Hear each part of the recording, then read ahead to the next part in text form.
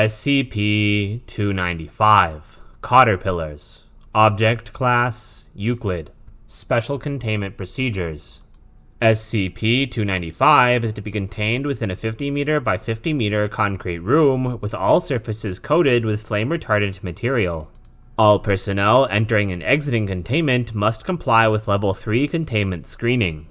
3 flame-retardant exposure suits are to be maintained on the premises and are required for any and all testing involving SCP-295. Feeding will occur once per week and consists of a meal of 20 kilograms of naturally grown pinewood harvested near the Site-19 facility. Description: SCP-295 is a number of caterpillars resembling Cynthometa epilace in appearance. A single specimen of SCP-295 is capable of creating an unidentified substance which has several unique qualities attributed to it. SCP-295 possesses similar physical attributes to a common caterpillar, with the notable exception being SCP-295's incredible speed when in pursuit of sustenance. When flammable material is introduced into SCP-295's environment, it will quickly move in an attempt to consume it. The substance produced by SCP-295, hereby known as SCP-295-1, is a viscous fluid that possesses natural bioluminescence of variable intensity, averaging at 150,000 lumens. The intensity fades over time, but sufficient heat is capable of renewing its incandescence. However, the danger lies in its other quality, which is its ability to cause violent combustion in any flammable object it comes into contact with. All matter destroyed in this manner leaves no ash or other byproducts behind, although an increase in mass has been observed in specimens of SCP-295 after combustion. A notable exception is living animal matter, which SCP-295-1 is incapable of affecting in all circumstances. SCP-295 is capable of reproduction giving sufficient matter to combust, or when a specific mass has been attained. When this occurs, SCP-295 will pupate, forming a shell of dense carbon with a similar molecular structure to coal.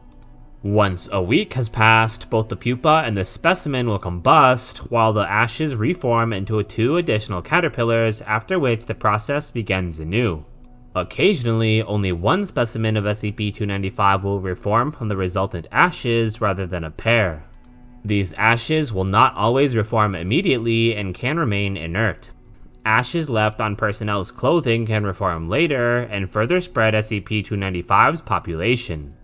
SCP-295 was discovered in Ukraine after a series of improbable and volatile forest fires had reduced a large swath of forests into barren wastes. Agent, who had family in the area, noted that the fires had left not a single thing in their wake. When Dr. was dispatched to investigate, he found a complete lack of life and vegetation, with the exception of a species of caterpillar that was not local to the area.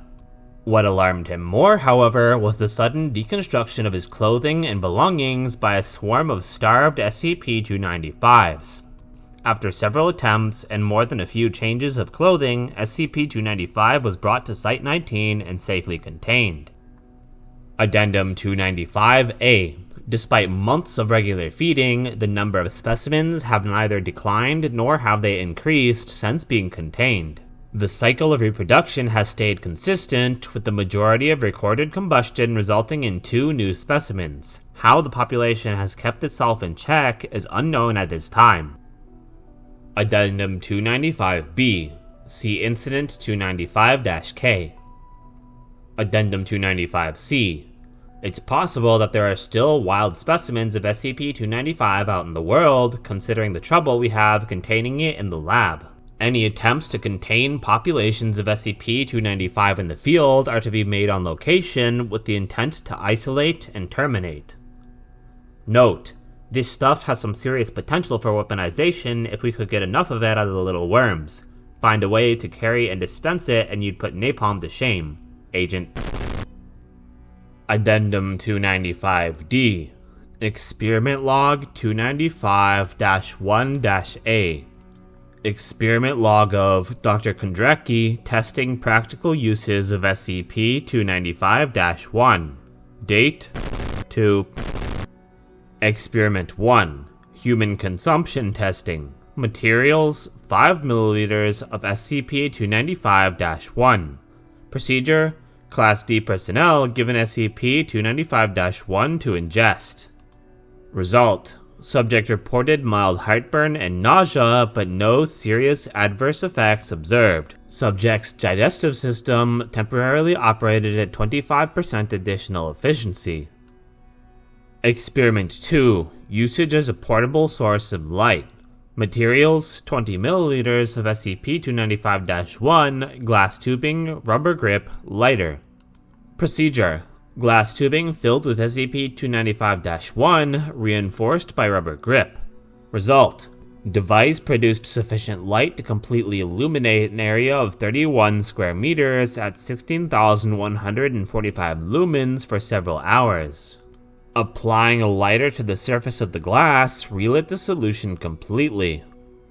Experiment 3. Usage as an incendiary device. Materials 200 milliliters of SCP-295-1, glass globe.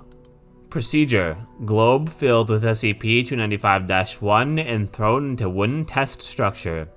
Result: All material that came into contact with SCP-295-1 instantly combusted as expected. Remaining structure of the building burned abnormally quickly from secondary conflagration. Only 20% of the structure's initial mass remained after testing. Note: Immediately following the conclusion of the test, approximately 56% of captive SCP-295 specimens began to pupate. Dr. Kondraki. Experiment 4. Usage as lighter fluid. Materials: 100 milliliters of SCP-295-1, 1 bag of consumer-grade charcoal mid-range coal grill, 2 beef burger patties. Procedure: SCP-295-1 poured onto coal while beef patties are prepared. Result: Note: I cannot fathom the lack of sense this required. Consider your position as an assistant terminated and your security level revoked. I hope that gives you something to think about in between skin grafts. Dr. Kondraki. Addendum 295-E. See Experiment Log 295-1-B. Experiment Log of Agent. Testing practical uses of SCP-295-1. Experiments overseen and approved by Dr. Date: Experiment 1. Usage as lighter fluid, revised. Materials: 1 milliliter SCP-295-1, 500 grams consumer-grade charcoal, mid-range coal grill, 2 100-gram beef burger patties. Procedure: Coals arranged in a standard rough cone. SCP-295-1 applied to 3 coals. Tester wore standard silver suit heat protection gear. Result: The treated coals combusted almost instantly as expected. Remaining coals ignited very quickly. Patties cooked in approximately half expected time. Cooked patties, when tested in the laboratory, showed no evidence of any unusual components. Note: As expected, the secondary fires produce only normal combustion products and effects. And to whoever came up with the first lighter fluid test, you people are supposed to be research assistants. Perhaps next time you should do some research when you design a test. Dr. Kondraki let you off easy, Agent. Experiment 2. Possible application for rescue work.